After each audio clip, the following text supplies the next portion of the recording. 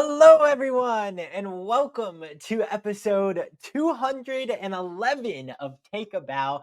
I am your host, Eli Tokash, and this week we have such an exciting episode for you folks.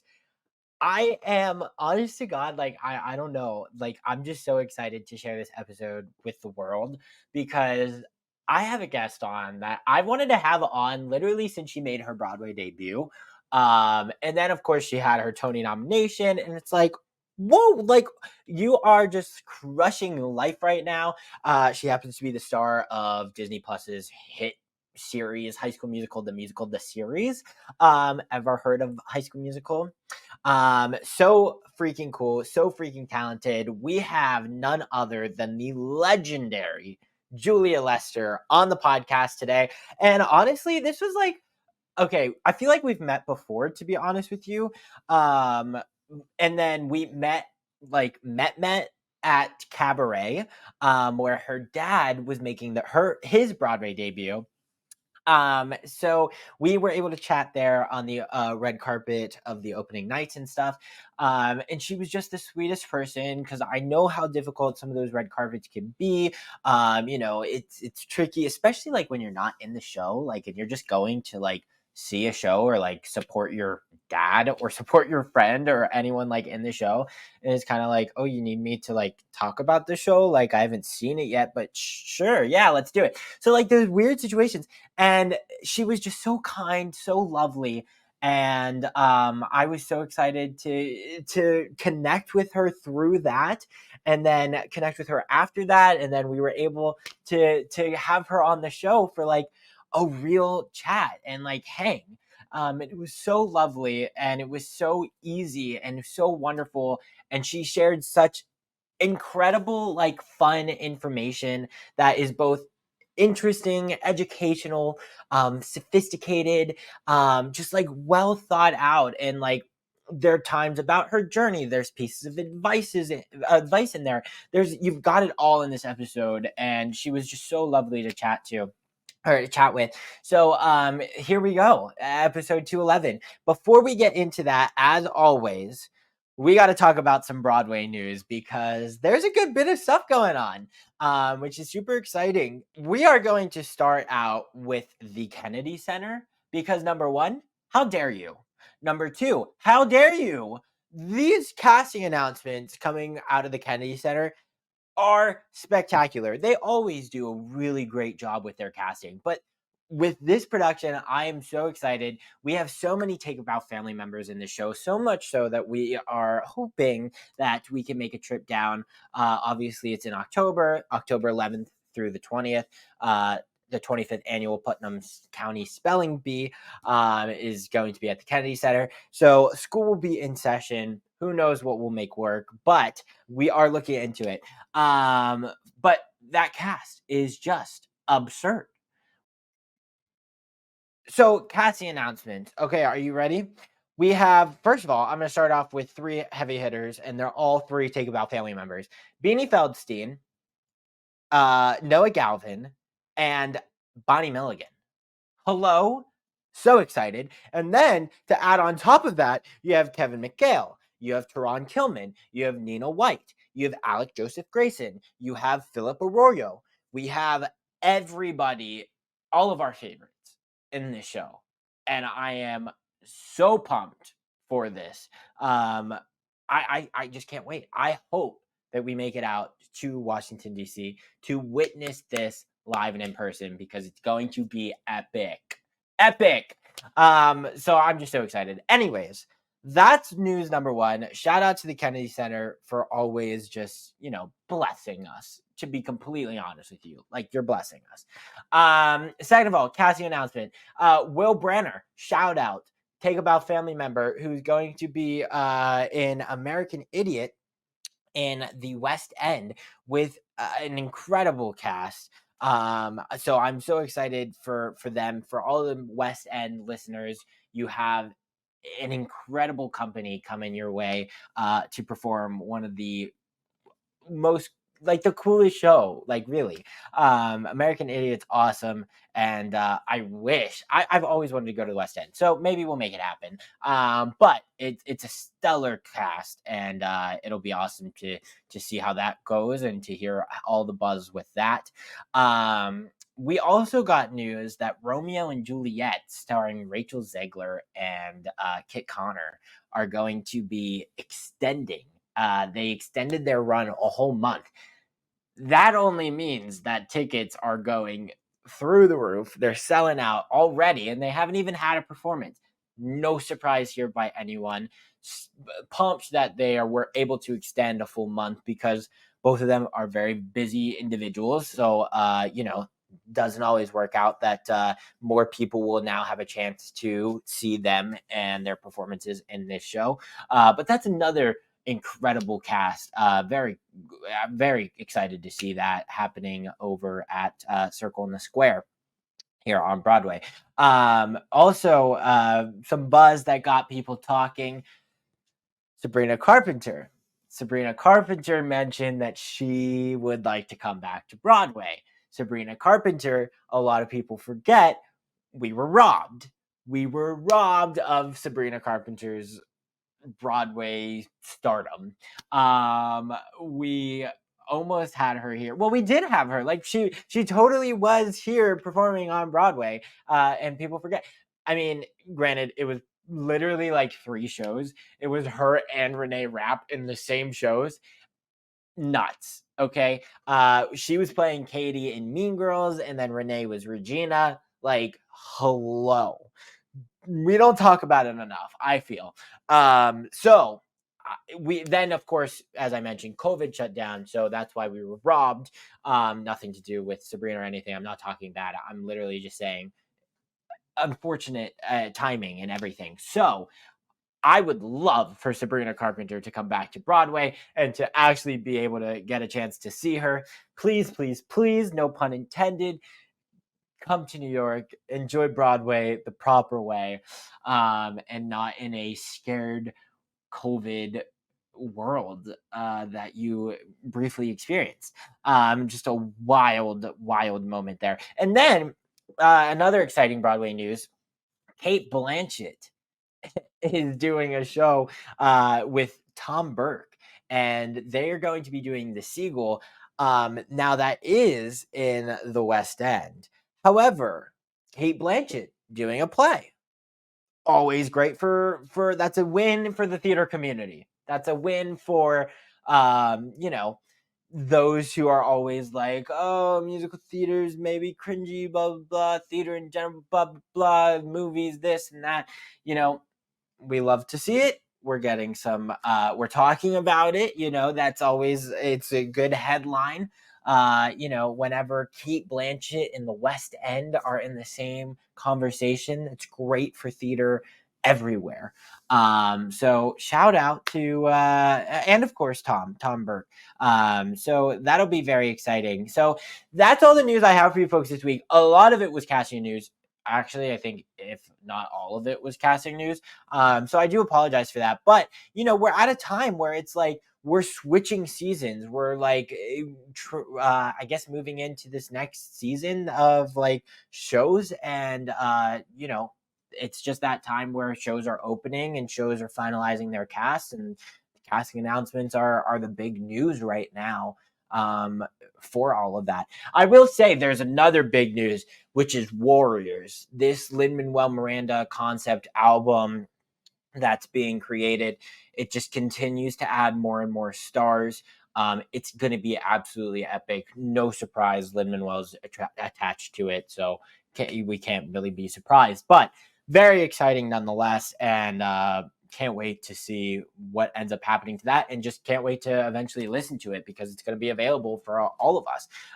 So that's going to be just something to keep our ears out for, I guess you could say. So corny. Anyways, but it's going to be star-studded, and so that was also something that I wanted to mention, Warriors concept album. All right, that's all the news I have for you folks this week. With that being said, I think it is now time to turn it over to the fabulous Julia Lester. She is so fun to talk to. Shared so many fun stories about her time, both in High School Musical and then here on stage on Broadway, doing the thing here in New York. She obviously had a run on Broadway and Into the Woods, where she got her Tony nomination in her Broadway debut. And then she went off Broadway to I Can Get It To You for Wholesale. And then we talk about some High School Musical stuff. So it's just great to talk about all of it and talk about her whole journey, I guess you could say. She was kind enough to give me some extra time to talk about High School Musical, which was super fun. But it's great to see Julia Lester, continue to just star in so many incredible things. So without further ado, let's just get into it and hear from her herself. Julia Lester, curtain up.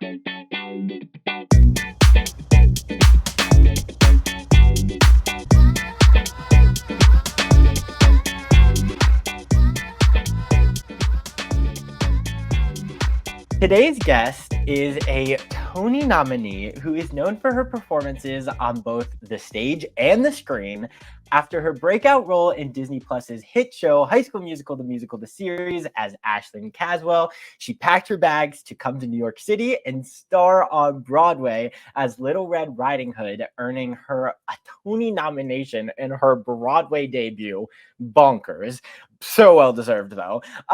Then she couldn't get enough. And so she went to off Broadway and she made her off Broadway debut in Classic Stage Company's I Can Get It For You Wholesale.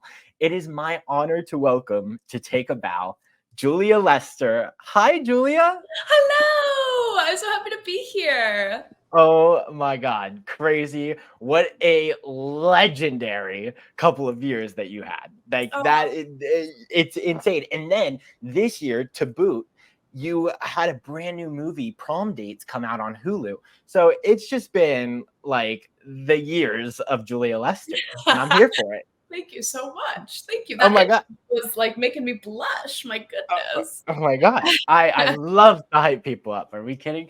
No, but you're an icon, and so is your dad, which is how I met you at the opening night of Cabaret. And your dad is currently starring on Broadway. So it's a whole family thing. And we love that. Very demure.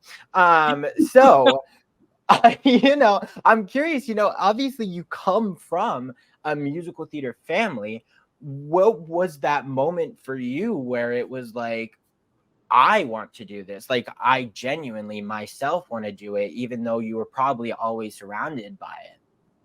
Yeah. That's a great question that I don't think I've ever been able to pinpoint the exact moment. Cause I always joke, growing up, I just thought that everybody turns into an actor when they grow up. I just thought that was the normal job that people have. And if you're not an actor, then you're the cool off path, job choice. So it was kind of just always in my nature to want to do that. And of course, my parents are so supportive. So had I expressed interest in something else, they would have totally cheered me on in that. But I popped out of the womb, tap dancing. So I think it was just sort of inevitable. My whole childhood playing and hanging out with friends was always big imagination and play pretend, and it just was always sort of in my nature to I don't know, just to be a performer. Play. So yeah.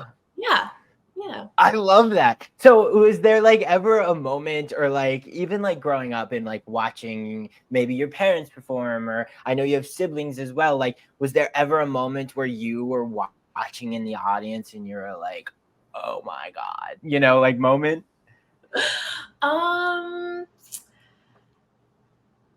Yeah, I think maybe more because I grew up watching my parents do theater all the time. They used to, frequent LA theaters here where I grew up. constantly. So that was like sort of more normal for me to like see stage performances. I guess I would say more like the movies that I watched were very inspiring to me. Like I grew up watching a lot of live action movies that center around like a young lead heroine. So like Mhm. Matilda, Annie, Little Princess, Wizard of Oz, just to name a few. So like Yeah. I feel like when I watched those movies, that's when I was like really like captured by, whatever the young heroine was doing in the movie. And, it broadened my imagination and made me want to be that one day. So I think maybe more when I was watching like young girls on screen, that's when I was like, oh, that's so cool. I want to do that. Please tell me there's like photos of you as like Matilda or Annie or Oh, something as Halloween or something. yeah, That all of would the be above. I mostly though, I was a Dorothy girl. I dressed up as Dorothy like every single day in my preschool years, and then eventually I played Dorothy when I was like 12, and it was like, the stop it. pinnacle of my like I was like, oh, this is why I'm existing, so that I can be Dorothy. Of course, of course. That's awesome. I love to hear that. So you grew up in LA, right? And then had you ever been to New York? Like, did you know what Broadway was? Was musical theater to you like LA? Like, what was kind of that dynamic growing up? Oh, that's a great question. Um I think like the highest form of musical theater was Broadway to me. But Mm, when you're a child, like you have no understanding of like what Broadway actually is. right. And like I don't know if you can relate to this too, but like I've talked to like a bunch of my theater friends and we all thought that Broadway was like one theater in New York. And so like when something was on Broadway, it was just like the one thing that was in New York, like the one show, the one theater. So I always had this like very interesting view of what Broadway was because I just thought it was like one place. And then like Yeah, of course, when you finally make it to New York eventually, you're like, "Oh no, it's like multiple streets of like multiple theaters and like things cycle totally. out and stuff like that." So I definitely didn't have like a clear understanding of what Broadway was until probably I was much older, but I definitely always had this dream of like moving to New York and being on Broadway, which was just being in one theater, I guess. Of Was course. my bit. It's Um, so funny that you say that because it's like growing up, like similar because I grew up near Pittsburgh, which is we talked about. I grew up like with Joe, yes, I was just about to PCLO. say about Joe. Yeah, Joe Serafini, like literally is the reason like I got into acting because I saw him do a show with my sister and we were like, how do we do this? Oh my And then he was God. like my older brother in Christmas Carol, Oliver, like all of these things we were doing together. And then he was like, you should go to New York. And then so I moved to well, not moved to New York yet. But I went to audition and like started doing shows on Broadway and doing the tours. Like, and so I was always confusing because when I grew up, the stages that I was performing on when I was growing up were bigger than the stages that are like on Broadway. And Yeah. like to me, that was the hardest thing to be like, what is Broadway? Like I couldn't like grasp it. I was like, there's no way this is the pinnacle because of it's so tiny. Like For what's sure. happening? Yeah, for What, sure.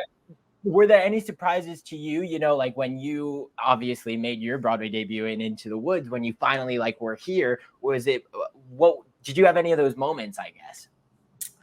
Um, I don't know, but I do always sort of go back to the story of like the very first time I was ever in New York, I was 15, and the very first show I ever saw was Something Rotten at the St. Yeah, James.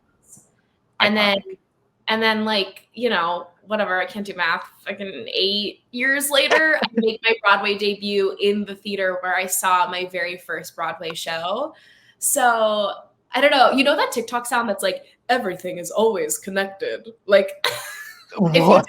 if you don't, I'm not going to explain it because like explaining TikToks is like actually the most embarrassing thing ever. But now it's gonna like be on your feed because I've like said it out loud. But like Right, because they're listening.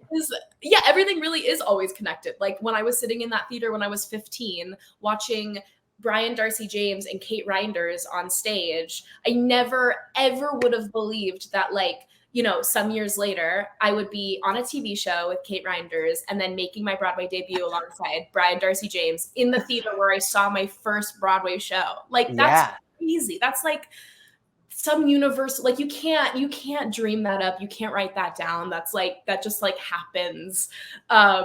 You know, so yeah. So I don't know if I was expecting anything, but like everything that came from that Broadway debut was a surprise. Like every step along the way.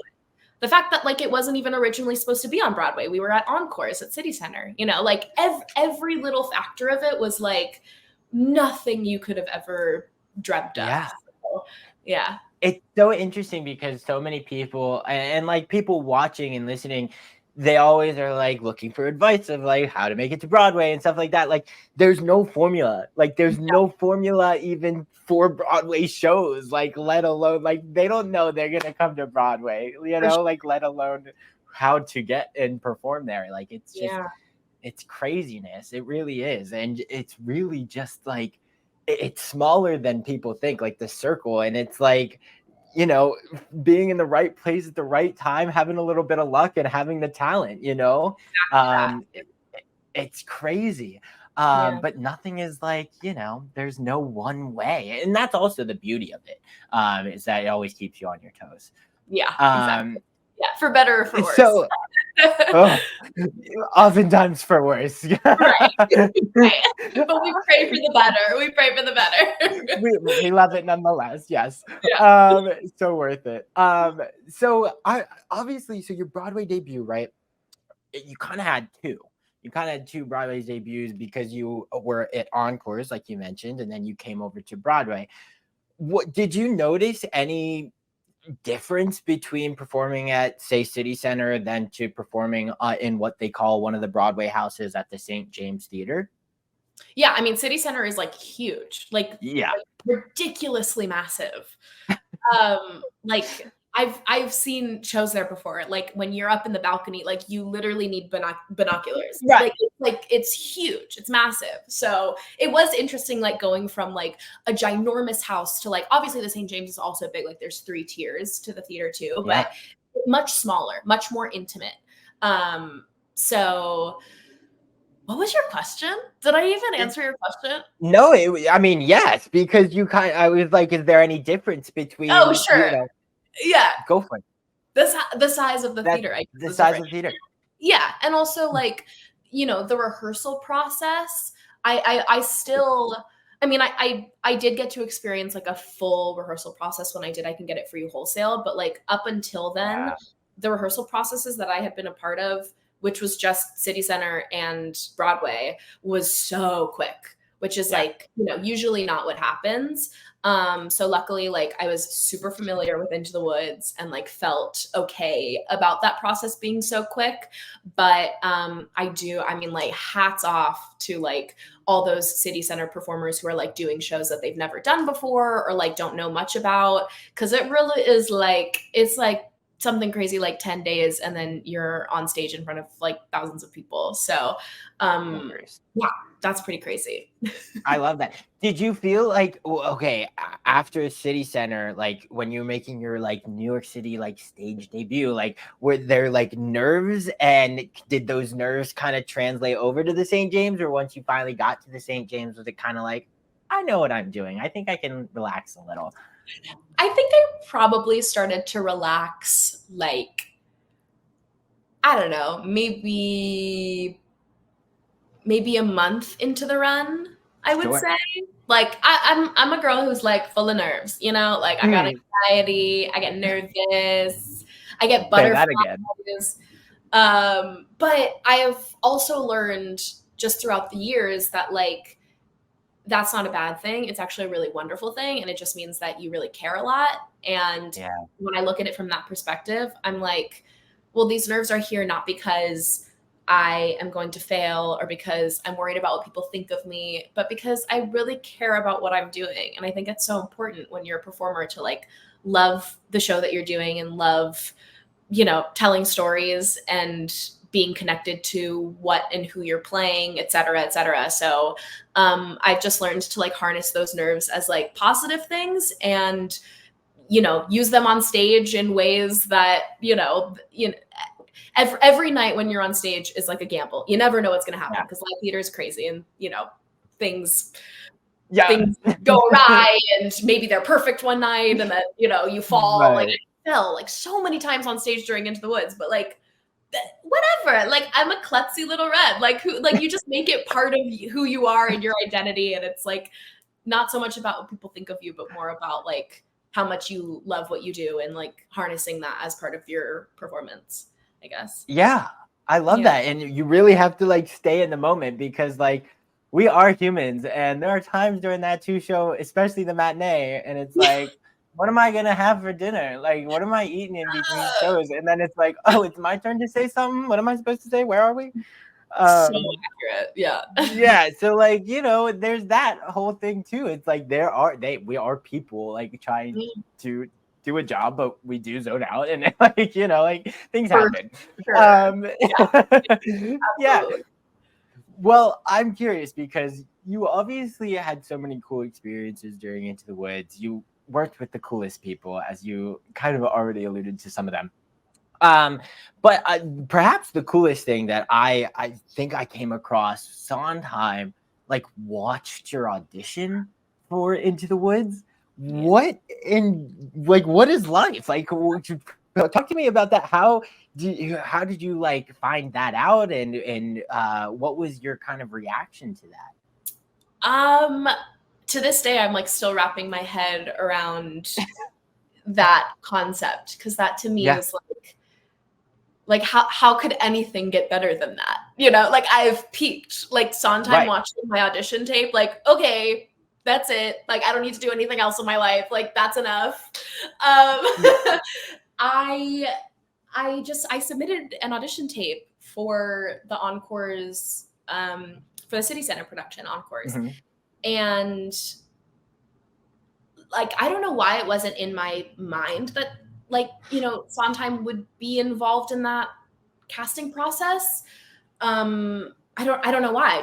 I just assumed that I was making a tape that was going to be sent to, casting and whoever decided to watch. And if anything, just like, having fun and doing a little red tape is always like, I love the material of that show and that part. So just like having fun and, you make tapes and you submit them out into the ether and you don't know if it's even going to get watched by anybody. It's all electronic and it just goes out into the world and you just kind of like forget about it. And so I submitted a tape and I want to say like maybe 2 or 3 weeks later, I literally just got a phone call from my agents and they opened up the conversation with like, Stephen Sondheim wants you to play Little Red Riding Hood. And I was like, wait, like rewind a little bit. Cause like I submitted this tape 3 weeks ago and like put it out of my brain. And now you're telling me that like I got the part and also Stephen Sondheim watched the video.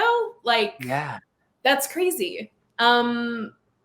Just like an overwhelming sense of like, of gratitude and joy. And like, if he felt that I was right for the part, then, I have like the most amazing confidence to ride going into the show. Like if he, like the creator of all things musical theater, and it's obviously, especially this show, like if he signed off on the okay of me playing the part, then like, I have, every reason to like succeed and believe in myself. So that was a really beautiful, like, confidence booster. Absolutely. Especially like I was gonna ask, like, especially you're in a cast with, Brian Darcy James, Sarah Bareilles, like Andy Carl, Jason Forbach, like everyone's like coming in and out, Gavin Creel, like everyone's there's a million people coming in and they're all like stars, like pillars in our industry, so like, is that something that you kind of had to revisit and be like, oh no, I'm here for a reason and Sondheim wanted me here? like to kind of not get that like imposter syndrome kind of creeping in, like while you work with like perhaps some of your idols? Yeah, that's a great question, or like great way to put that, because I definitely do like deal with imposter syndrome. And Mm, so to have the backing and the understanding that like multiple people signed off on my tape and wanted me to be there and chose me to be there, like that's just, you just have to hold on to that and believe in that yeah. when you start to like doubt yourself and you start to be like, why am I in this room amongst all these other people? Like there are like hundreds of people who are more important than me, who could be in this room, who could do, like you start to like spin and start to have all those Yeah. questions in your head. But it was also like the most loving and the most supportive room. Every Yeah. single person in that cast and creative team was there to like cheer us on and like be a friend and like lend a hand. And I felt like immediately taken under everybody's wing in New York, because I'd never done a show in New York before Encores. And like immediately I remember like my very first day, like Gavin came up to me and just immediately started talking to me and was like, I got your back. Like, I'm here for you. No. So you like, just made, I was like, oh my God, like you've been an idol of mine for years and years and years, but you're looking at me now and you're just like a normal human being. Like you're just like a person, Right. which is like a crazy thing when you like have all these idols that you've like, like obsessed over for years and years. And then you're like, wait, like you're just like a really cool, really nice person.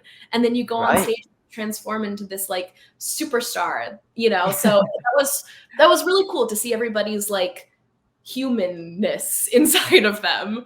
Um, Absolutely. yeah, yeah, I'm curious.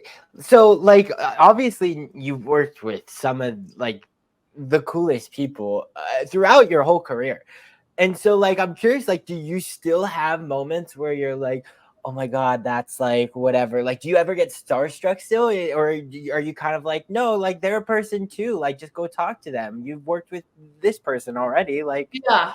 Like yes and yes. I will say like the biggest one who I still, like interviews from years ago still pop up of me gushing over Miss Queen Sarah Bareilles, because she was like my like music inspiration, my favorite singer from like from the time I was like 6 or 7 years old. yes, Um, so I feel like, I got really close to everybody and everybody is so wonderful and so great. But there was still a level of me that like could not be chill in front of her.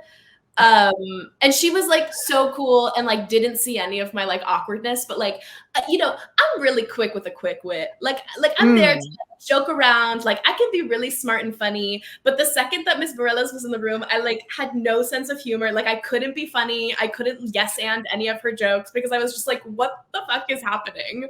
no, Um, that's so real.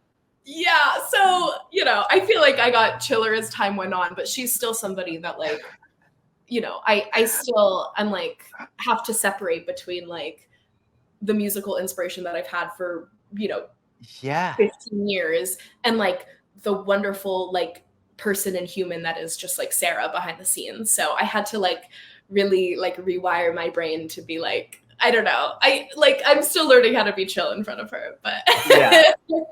but that's a I hard totally get it.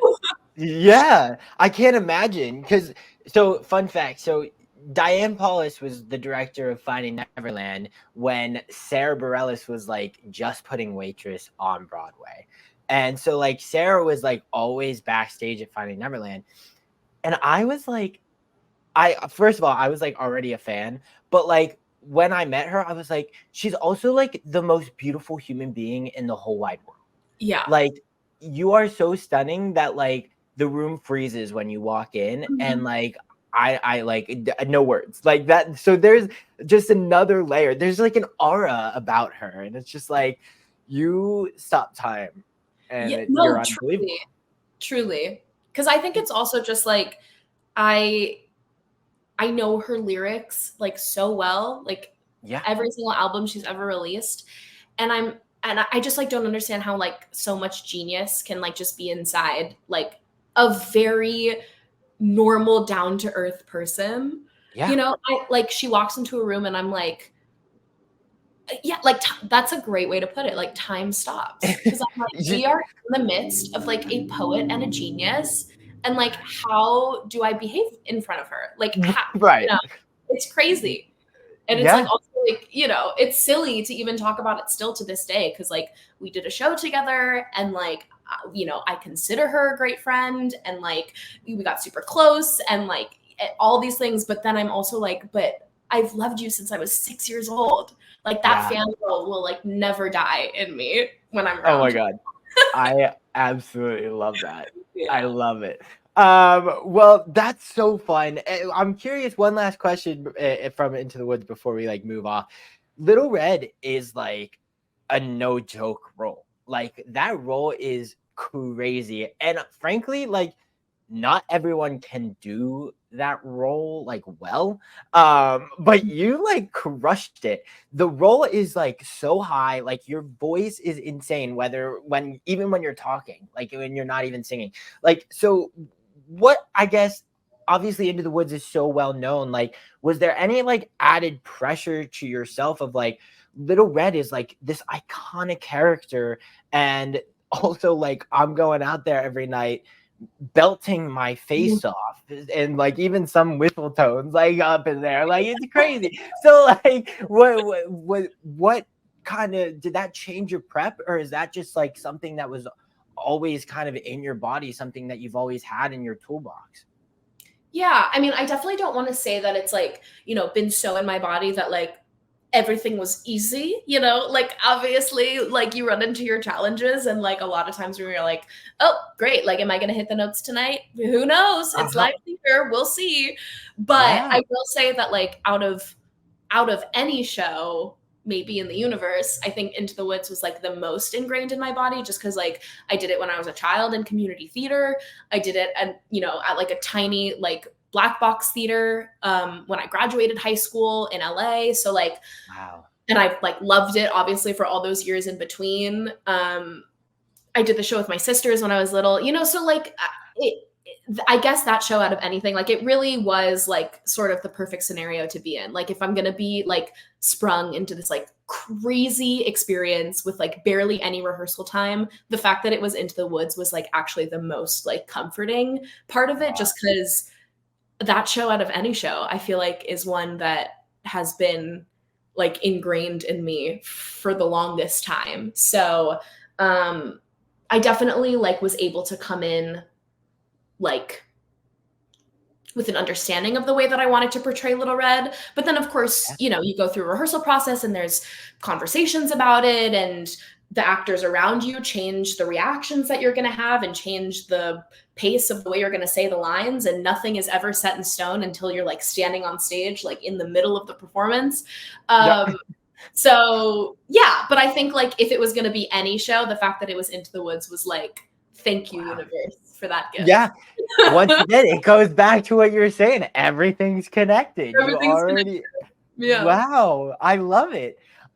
So fascinating. So I'm curious, then you went off and you made your off-Broadway debut. Well, after you got your Tony nomination, which is like also not a big deal, which is just crazy. What a crazy time also, right? That whole like press junket with 8 shows a week, brutal. Should be Well, illegal. it really should. And again, like I was in the luckiest position out of anybody because I had closed in Into the Woods like almost a year before Tony's Right. season happened. The show was on tour at the time, so it was still like in the circuit, but Yeah. I had not been a Little Red or in the Little Red shoes for months and months and months. So again, I was like in the luckiest position out of anybody to like really, I mean, I was filming prom dates at the time, so I did sort of have this like Oh double no. duty craziness.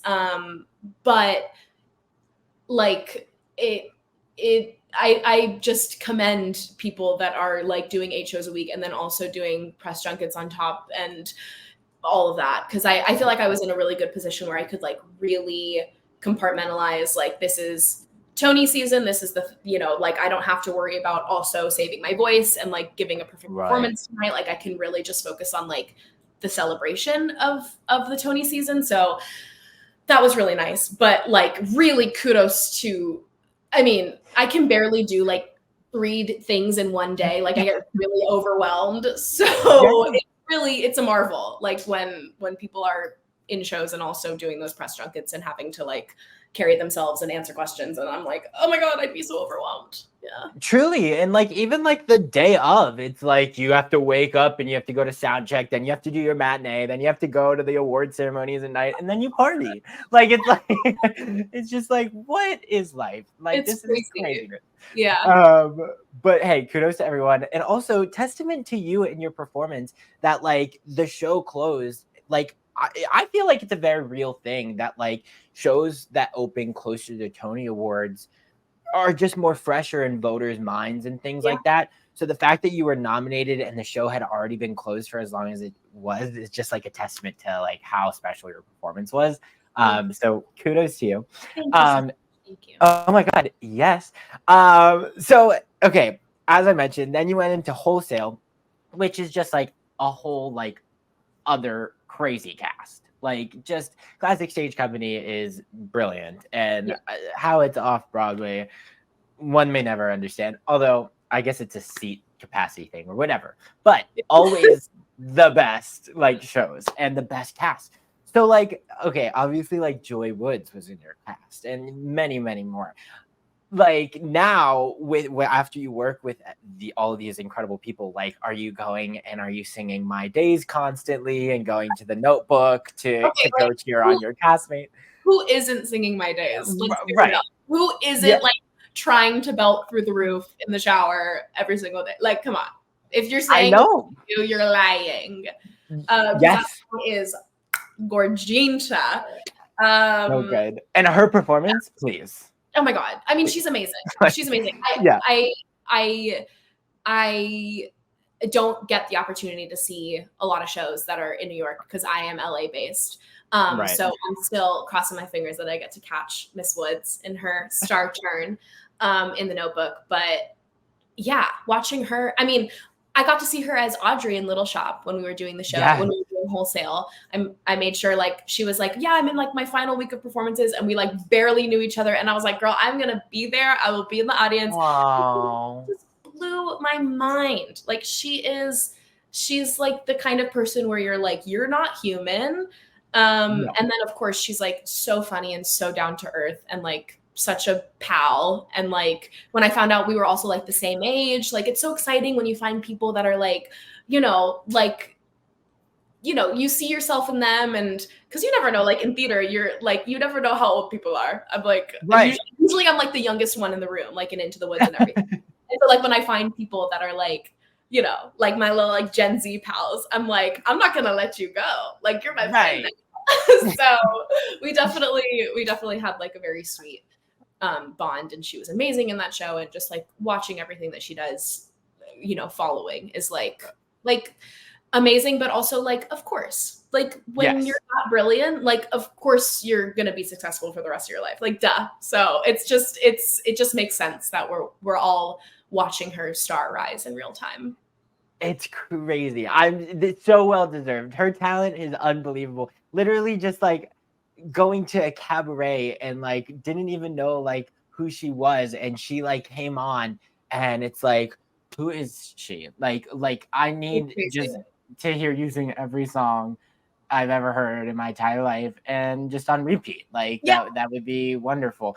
And so like now that she is getting this star, like her turn, like it's about time. We just love to see it. Yeah, absolutely.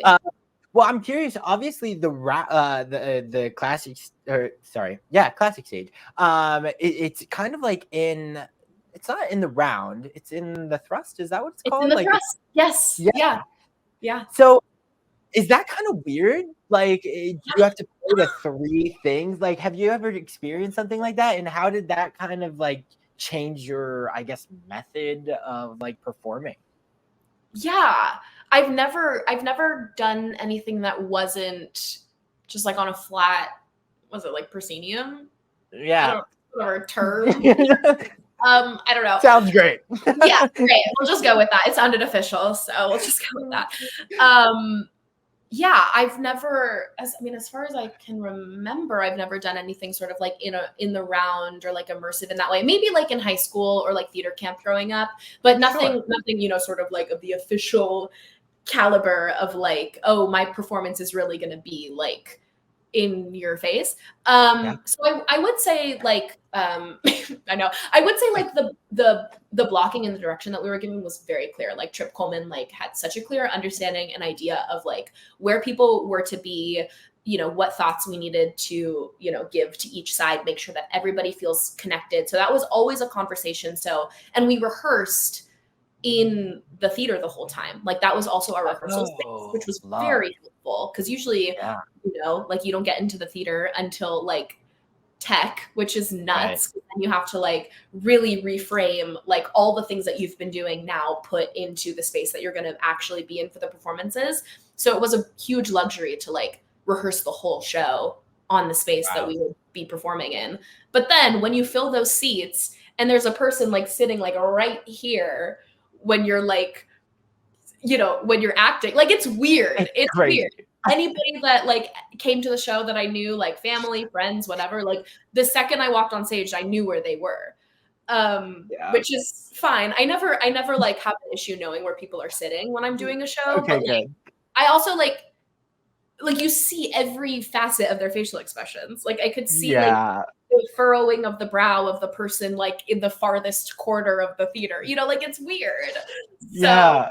that definitely took some getting used to. But it was really fun. And like to do an Yeah. intimate theater experience is like I don't know. I don't know if few and far between is the right term, but it's definitely like a special moment in time when you get to do something that's like not just like flat facing. Yeah. Um, so that was very cool. And I think it really catered to the story a lot. Like the fact that that specific show was more intimate than it had been when it was first on Broadway, I think really, Absolutely. really worked and made it very powerful. So I think it also was a big like plus to the production. Yeah. So yeah. Well, I also just think like it just seems that anything that you're in turns into a hit here in New York. Oh my. So maybe that could be something too. Maybe it's not just the thrust, but Yeah, or like, Miss Queen Judy Kuhn, like right, casual, right. like the rest of the people too, like, yeah, okay, yeah, you too, yeah, whatever. No, it was so Yeah. Into the Woods was not Into the Woods because of Sarah Bareilles. It was Into the Woods because of Julia Lester. Okay, And word. that's the Thank you tea. so And much. it's Thank you. no, it's so good. But like how like it's true. Like the things that you've been in here in New York have just been so have had such new lives. And it's got to be so cool to kind of revisit these pieces that sometimes get lost in the shuffle because Sondheim has such insane catalog that it's like, oh my god, he wrote this too. Yeah, and then like Wholesale, like I had never even heard of Wholesale until it came to classic stage. Me too. So Yeah, exactly. yeah, Yeah. so it's just great that you also get to be a part of that history and kind of bringing these things back. You're a trendsetter, Julia. Thank you. You're so welcome. Well, I've got to talk to you about High School Musical before I let you go, because just iconic, right? Um, so I don't know, like with High School Musical, it's been something that's been a part of your life now for I don't know more than half a decade, right? Yeah. I would say, Whoa. if not more Wow. than that. The Yeah, term of the decade is crazy, but like no, that's true. Like over half yeah, a decade, I guess. Like So, crazy. and once again, hit Julia Yeah. Lester. There's these things that are all in common, and the commonality is Julia Lester. So it's I don't know. Just something to think about, people, for Hmm. your next casting project.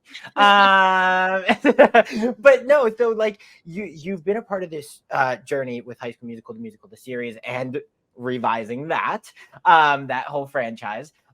Everything's connected, Julia. Everything is Going always back to that. connected. That TikTok is gonna just be like Oh my rampant god. here for Oh you, my Paige. god. Now Yeah, that because I've I seen know it. they're listening to my phone.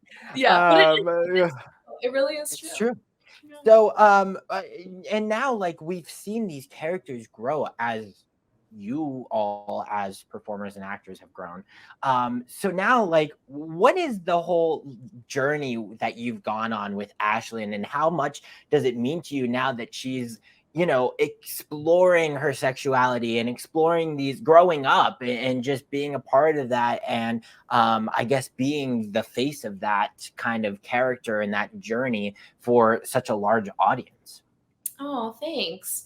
Um, really, really, really special. I remember at sort of like a kickoff meeting for season 3, I was on Zoom with the creator of the show, Tim Federle, and our like Yeah. amazing team of writers. And I remember him, or maybe it was just one on one, but then we also did a kickoff with the writers. But I remember him specifically telling me like sort of a summary of what Ashlyn's journey would be for this next season. And, he mentioned that there would be a queer storyline that she was going to come into and start to discover herself. And I just remember getting so emotional because, like, in that moment, I felt that, like, Ashlyn was really being seen for who she was, but also, like, me as a performer was being really seen. And, like, since High School Musical even started, I mean, I've been an out and proud member of the queer community for a while, and that is a huge part of my identity and something that I treasure and I'm very proud about. And I, love being queer. It's like such a cool thing to be. Yeah. And in that moment, I was like, wow, like I'm really being seen beyond just this character that I'm playing, and that like I am being seen for who I really am, and that's being harnessed by Disney and celebrated by Disney and like brought into a full storyline for this character that I've already been playing for almost 3 years. And now I get to like be fully authentically myself and like bring such Mm. truth to the character. Like I've always felt connected to Ashlyn, like since the second I read the audition sides. I was always like, if there's anything that I can bring to this character, it's just honesty and truth, because I feel so connected to her. But then to also know that like she has a storyline that is so authentic to who I am. I mean, Yeah. like we get it. Like as actors, like you want to play characters that like feel honest and truthful. And so when that part of her was revealed, I just felt like even more connected to who she was, and also felt like not not pressure in a negative way, but like pressure in a positive way to like now be a voice for like young queer children who are watching the show who may have Yeah. never seen somebody who looks like Ashlyn or is Ashlyn or whatever, and now she's harnessing parts of themselves that they're maybe just now discovering. So then there was this whole like next becoming of like, wow, like I'm now a queer voice for like a Disney character, which is like something I never would have dreamed up when I was younger. So yeah, it was really special, and I got very emotional. And Yeah. yeah, that cast and creative team is such a safe space to like feel proud and emotional. So what, like the tears fell, and I was like happy that they were there. So Oh my yeah, it was very gosh. cool. It's very cool. That's beautiful. Thank you for sharing that. Yeah. I love that. Oh my God. There's just so much. And I love that High School Musical has kind of like grown throughout this and being such a voice for a lot of us like theater kids, right? Yeah. Like a lot of theater kids go through this, and a lot of them go through it during this kind of high school summer camp, whatever, journeys that y'all are exploring that or realizing that as characters. So it's just awesome to kind of see that representation, right? On a screen. It's just great for our community for Yeah. sure. I love it so much, and so many people can relate, obviously, and everyone is so it's been great to see the response that it's I guess got. And I just love seeing all of that and how that continues to grow and blossom, so it's really Yeah. cool. Thanks. Yeah, of course. Well, I always love following, like, whenever I love like a show or whatever, like I love to follow like the performers and them as humans and performers. Um, So shout out to you, having you on, sort of talking about you and your career and not just like, one thing. I love just like learning more about the people. So I'm curious, like Joe, we see he's been doing outside of like High School Musical the series, he's been having his own songs come out. He Olivia, Josh, all of them, like and then of course you guys had Wondering come out, and like you're kind of like a songwriter, kind of like teaser in that song or whatever. So like I'm curious, like is there anything from like Julia Lester that like outside of acting there's other aspects maybe of the industry that you want to explore, whether it's like songwriting in the music industry or like even like directing or like screenwriting, anything like that interests you? Yeah, absolutely. I mean, I definitely am not like, I wouldn't say that like, music is at like the top of my list of like dreams and aspirations, but like how amazing would it be to one day like find my sound and like create my own original music, whatever that is. I'm open to Yes. like figuring that out one day, because I have no idea what that is, because my whole life I've been like Broadway, so like I don't know any, like I don't know what my sound is besides like being Miss Loud Little Red. So like I'm still like finding my voice in that way, but I'm so open to like discovering if there's like a little pop diva in me, like why not? Ooh. I'm open to all the possibilities. Like why would I Yeah. never would limit myself just because I don't think I can. Like one day I'll try and maybe figure it out. And of course I have so many amazing friends who are doing that right now, who are like Right. such inspirations. I mean, I always tell Joe, like going back to him, the way that he's going about finding his music style and finding his voice, and like he's so free about his music expression and not worry. I mean, we have loads of conversations about like how, sometimes you have people in your ear telling you what to do, when to post things, when to release things, when to whatever.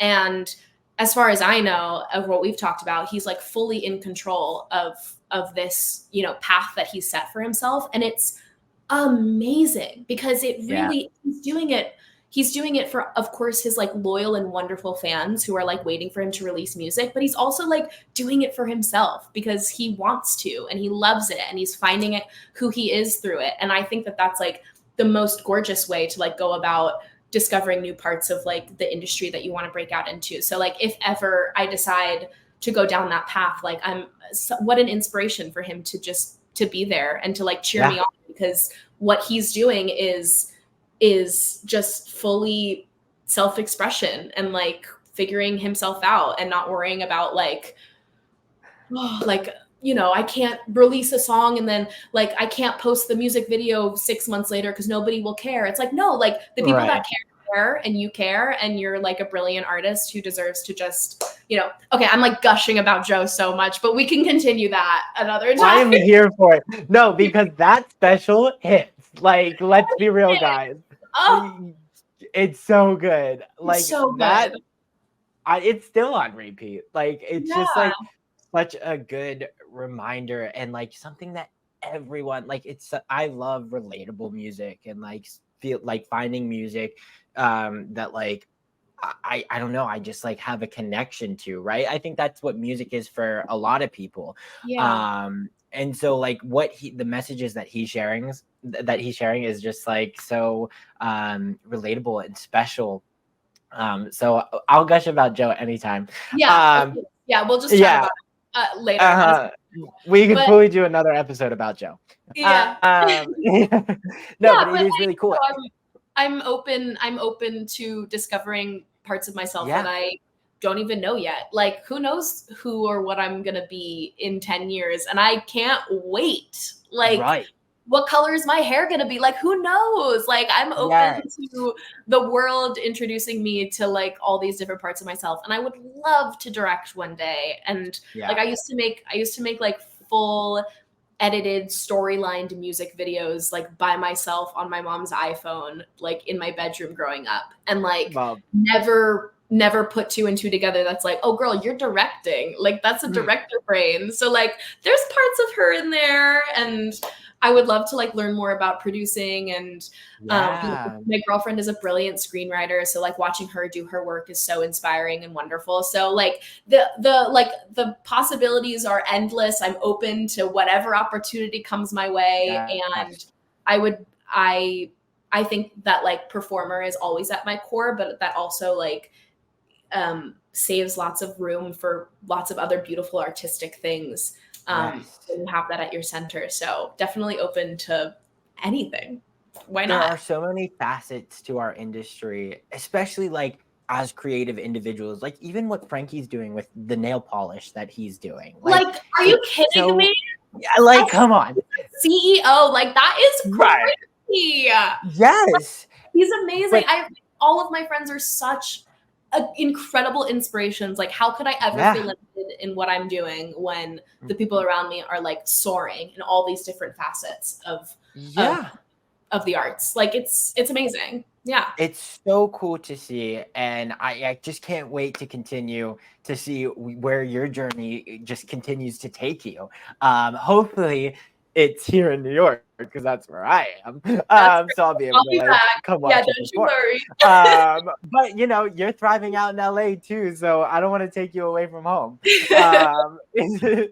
But it's been a true honor and a pleasure to kind of watch, you know, everything kind of just take off for you here in New York and nationwide in freaking one of the biggest franchises in Disney. You know, it's awesome to watch it all. So you have so much to take a bow for, obviously, and it was such a pleasure to chat with you today. Thanks for hanging. This just felt like it's crazy that this is gonna be like out places, because I'm like, oh, we're just FaceTiming right now. We're just like hanging out. Like, is that not the best thing? Like, actually, I love it. So thank you for like, this space is so like welcoming and fun, and I feel so like cheered on by you. So like, thanks for all of your love, like now and of course like the last few years. And I love what you do, and thanks for like having me on. I'm such a fan. So thanks for having me. Oh my God. Thank you. You're so sweet. Well, we'll do it again. We'll do it again soon. Perhaps next time you're in person here in New York. So I don't know. We'll do it. But it's so great to see you, and saw your dad in Cabaret. Shout out to Lauren, Mr. Lauren Lester. And everyone should go see him in Cabaret, and everyone should go stream Prom Dates on Hulu if they haven't already. And you're just doing so many incredible things. So I can't wait to continue to cheer you on. But this has been a blast, and it was so great to like get to really get to know you. So thanks. Thanks so much for having me. This was super fun. Take a bow, Julia Lester. Oh my goodness. What an absolute blast it was to have her on the show. She was obviously incredible for so many reasons, and has so much talent. So it was cool to really get to know her kind of like as a person, and her process throughout all these incredible projects that she's been along. Hearing about, you know, just her fandom for Sarah Bareilles, and kind of still getting, I guess, starstruck, and kind of like going through that experience and just like meeting new people and talking about the Tonys and stuff. Like, it was so cool to be able to run through all of that with her, and then of course to go even further and into the depths of like what's to come. And she's like so chill with like, I'm open to everything. And it's just so great to see that. And oftentimes when people are open to that, especially in this industry, the best things happen to them. And that's when things just organically happen. And in this industry, the things that happen most organically and the most naturally oftentimes are the best products. So it's awesome to hear that, all of that, and it's so cool to hear her cheer on her friends and her co-stars, both on stage and on the screen. It's great to hear all of it, and I love just hearing how, you know, Ashlyn has kind of grown with Julia. So that and much more. I don't want to like repeat everything again. So hopefully you all enjoyed this episode as much as I did and enjoyed getting to know more about Julia herself. Yeah, that's all I have for you folks this week. Come back next week for another very fun and exciting episode. As always, until then, I hope that you all have an incredible week. So bye, everyone. Have a great week.